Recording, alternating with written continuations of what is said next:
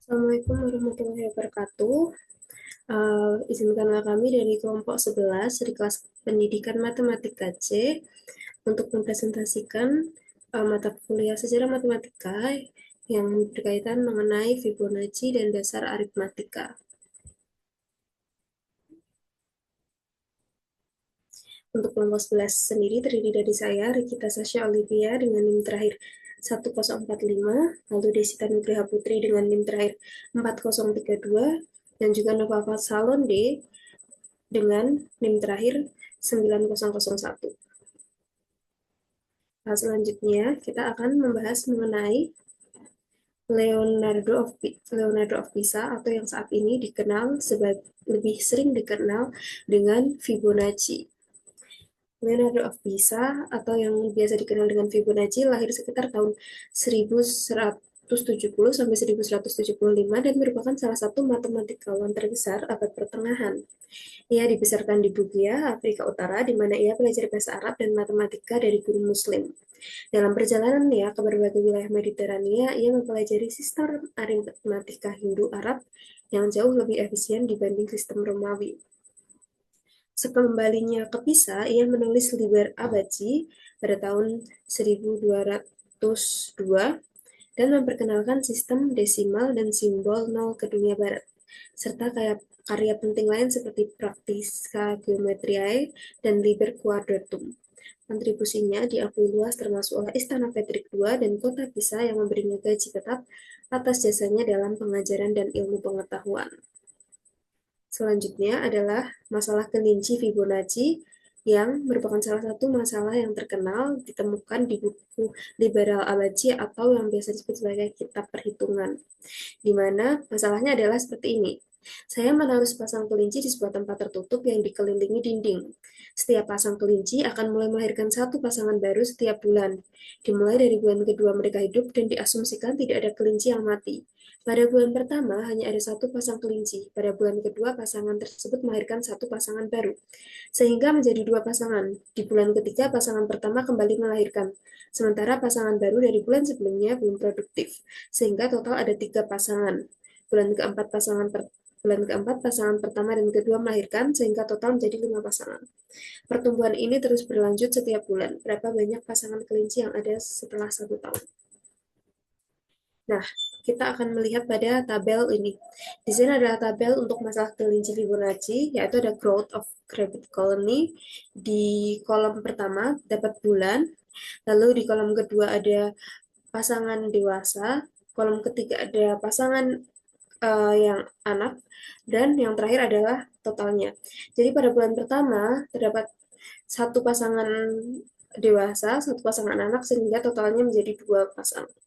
Dan selanjutnya di bulan kedua, yaitu ada dua pasangan dewasa, satu pasangan anak, dan totalnya menjadi tiga. Dan seterusnya hingga pada bulan ke-12, yaitu terdapat 233 pasangan dewasa dan juga 144 pasangan anak yang totalnya menjadi 377. Nah, dengan demikian kita bisa melakukan perhitungan berurutan untuk bulan yang tak terbatas, tidak sampai di bulan ke-12 saja. Nah, urutan ini yang dihitung secara rekursif dikenal sebagai urutan barisan Fibonacci yang akan dijelaskan oleh teman saya, Desita.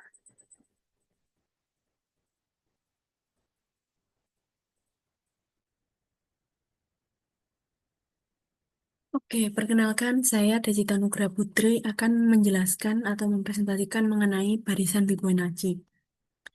Jadi, em,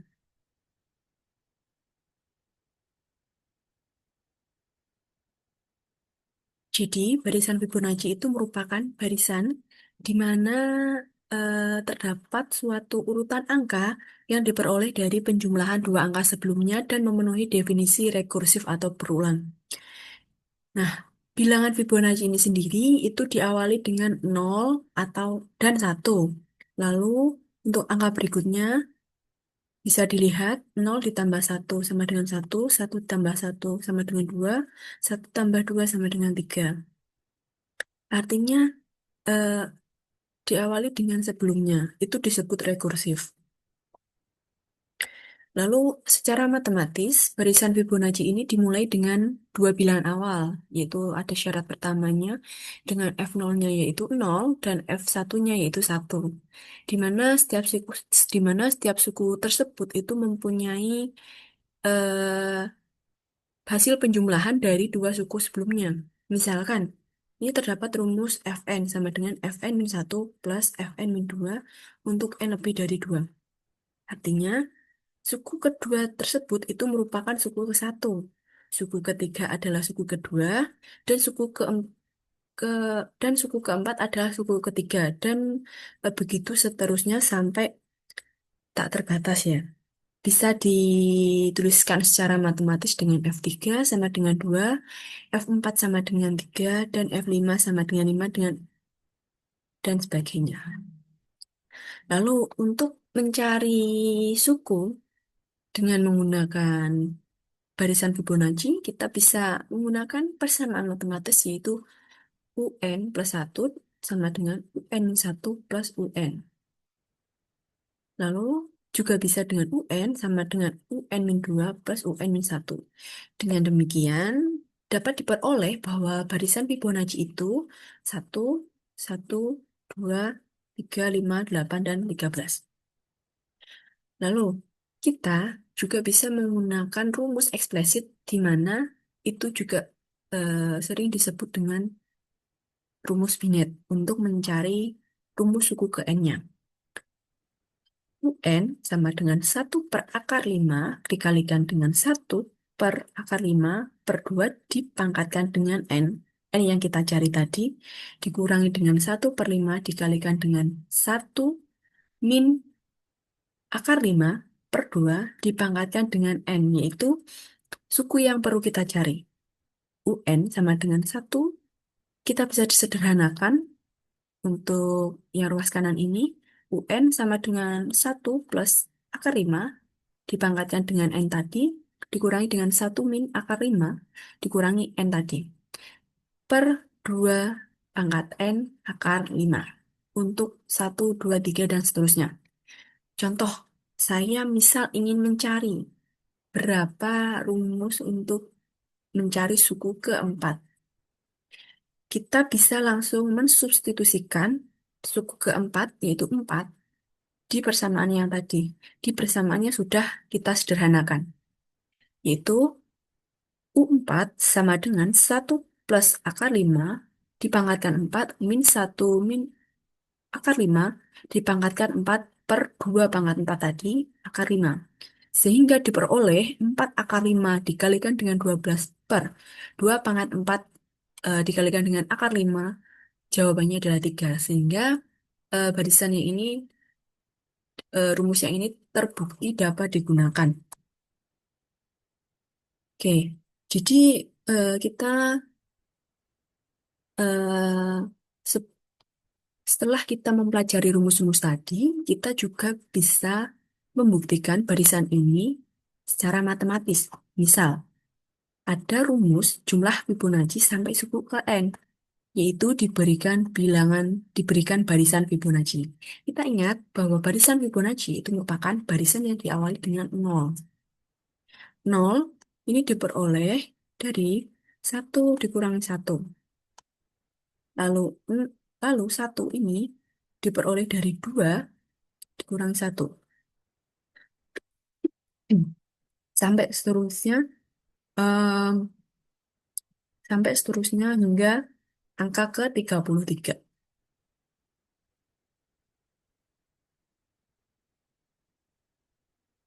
Lalu, setelah kita memperoleh tadi, yang sebelumnya kita bahas, kita bisa menunjukkan bahwa nilai F0, F1 plus F2 sampai Fn itu sama dengan Fn plus 2 dikurangi 1. Kita akan em, kita akan membuktikan rumus tadi dengan menggunakan prinsip induksi matematika yang sudah kita pelajari di SMA terlebih dahulu. Yang pertama, kita tunjukkan bahwa persamaan tersebut itu menggunakan induksi matematika, di mana N-nya itu sama dengan 0, N-nya 1, artinya pernyataan tersebut benar, dan diasumsikan untuk N sama dengan K. Setelah itu, dapat kita tuliskan F0 ditambah F1 ditambah F2 ditambah sampai FK sama dengan FK plus 2 min 1. Sehingga dapat dibuktikan benar untuk N sama dengan K plus 1. F0 ditambah F1 ditambah F2 sampai FK 1. Dengan yang ini tadi, kita bisa menjabarkannya FK ditambah 2 ditambah FK plus 1 min 1. Sehingga ini bisa dijumlahkan FK2 plus FK1 sama dengan FK3 dikurangi 1 sehingga hasilnya FK1 plus 2. Berdasarkan prinsip induksi matematika, itu berlaku F0 ditambah F1 ditambah F2 ditambah FK. Hasilnya adalah FK plus 2 min 1. Sehingga terbukti bahwa barisan Fibonacci itu bisa eh, ditunjukkan dengan menggunakan prinsip induksi matematika. Oke, selanjutnya akan dipresentasikan oleh. Selanjutnya kita akan membahas tentang dasar aritmetika Fibonacci. Nah, di sini seperti di awal tadi sudah dijelaskan bahwa pada saat itu persoalan yang sangat populer adalah tentang berapa banyak pasangan kelinci yang beranak selama 1 tahun jika diawali dengan sepasang kelinci jantan dan betina dan kelinci tersebut tumbuh menjadi dewasa dan bisa kawin setelah berumur 1 bulan. Nah, sehingga setiap bulan kedua masing-masing kelinci betina selalu menghasilkan sepasang kelinci baru. Nah, untuk menyelesaikan persoalan tersebut, mari kita membahasnya sebagai berikut.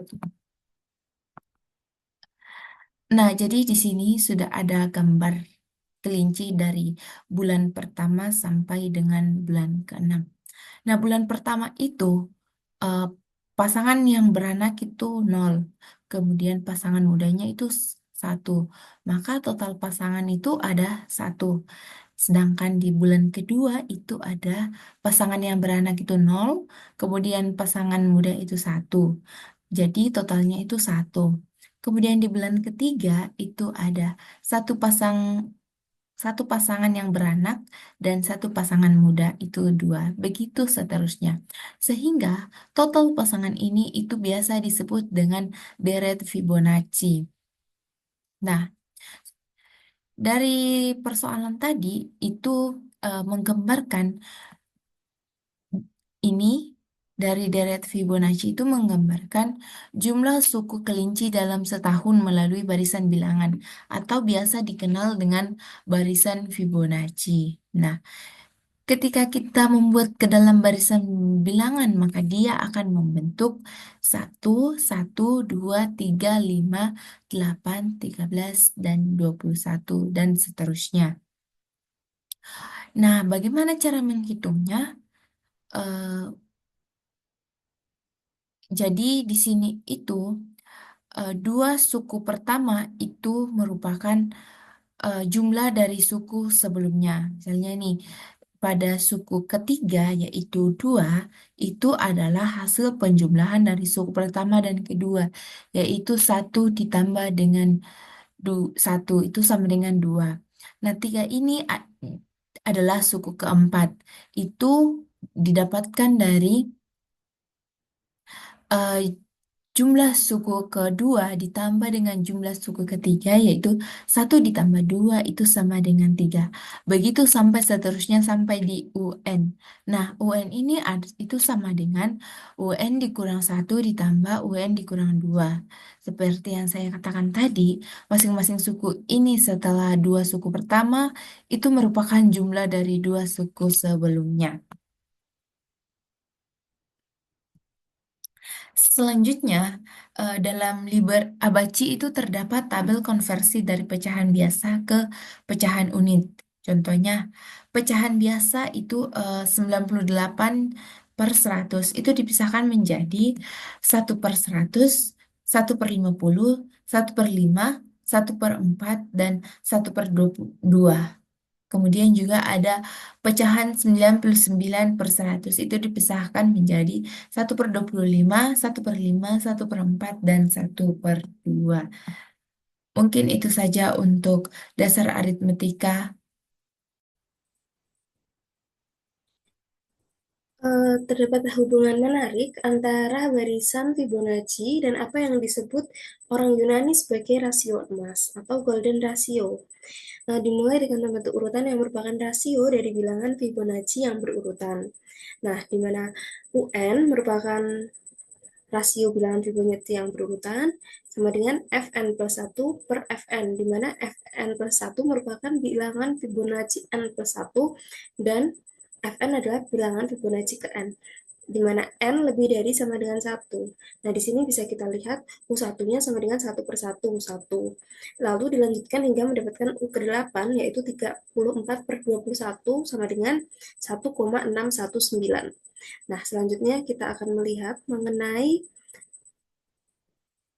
bagaimana bilangan Fibonacci dan golden ratio saling berkaitan. Nah, seiring bertambahnya indeks, urutan ini tampaknya mendekati suatu nilai tetap yang berada di antara 1,61 dan 1,62. Nah, kita anggap nilai batas tersebut benar-benar ada. Misalnya, nilainya adalah alfa untuk sembaran n lebih dari sama dengan 1. Sehingga Fn plus 1 per Fn sama dengan Fn plus Fn min 1 per Fn, di mana sama dengan 1 plus Fn min 1 per Fn, dan UN kita mendapatkan yaitu 1 plus 1 per UN min 1. Kita gunakan rumus yang tadi sudah dipaparkan sebelumnya. Nah, selanjutnya kita bisa melihat seiring bertambahnya N, sisi kiri dan kanan dari persamaan tersebut makin mendekati alfa dan 1 per alfa, sehingga seluruh persamaan mendekati alfa sama dengan 1 per alfa atau alfa kuadrat kurangi A kurangi 1 sama dengan 0. Nah, satu-satunya akar positif dari persamaan kuadrat ini adalah alfa sama dengan setengah dikali 1 plus akar 5, yaitu sama dengan 1,618033989 sekian, yang disebut sebagai rasio emas atau golden ratio. Maka, urutan rasio bilangan Fibonacci berturut-turut akan mendekati nilai rasio emas. Nah, bilangan Fibonacci sendiri dapat diaplikasikan ke dalam berbagai bentuk, misalnya banyak kelopak dan kepala bunga mengikuti barisan, lalu ada reproduksi lebah, pohon silsilah lebah jantan dan betina mengikuti deret Fibonacci, dan cangkang siput dan nautilus membentuk spiral Fibonacci. Lalu selanjutnya adalah Fibonacci digunakan dalam keamanan data encrypt, coding dan decoding pesan, contoh kriptografi sederhana. Nah, pada pembelajaran di kelas, barisan dan deret Fibonacci ini dapat digunakan untuk kita sebagai guru membuat suatu pembelajaran mengenalkan barisan atau deret Fibonacci kepada siswa. Dengan menggunakan misalnya untuk siswa diminta untuk menghitung kelopak atau kepala bunga, atau siswa untuk mengamati pohon bunga matahari, karena bunga matahari itu memiliki biji yang mengikuti barisan Fibonacci, dimulai dari tengah dan semakin melebar dan memiliki banyak jumlahnya keluar. Nah, seperti itu. Jadi, untuk Fibonacci dan deret aritmatika sendiri dapat diaplikasikan dalam pembelajaran di kelas. Misalnya juga menggunakan metode atau model pembelajaran contextual learning, realistic mathematics education, atau pembelajaran lainnya yang dapat mengaitkan kehidupan sehari-hari siswa, kehidupan lingkungan yang ada di sekitar siswa dengan matematika, yaitu Fibonacci. Selanjutnya bisa dilihat, nah seperti ini contoh aplikasi deret Fibonacci, di mana ada beberapa kelopak bunga yang memiliki berbagai bentuk, dan juga terdapat cangkang yang membentuk spiral seperti ini yang mendekati golden ratio. Selanjutnya, cukup sekian presentasi dari kelompok 11. Bila ada kurang dan lebihnya mohon maaf. Dan bila ada pertanyaan atau hal-hal yang ingin ditanyakan, bisa kita diskusikan bersama. Wassalamualaikum warahmatullahi wabarakatuh.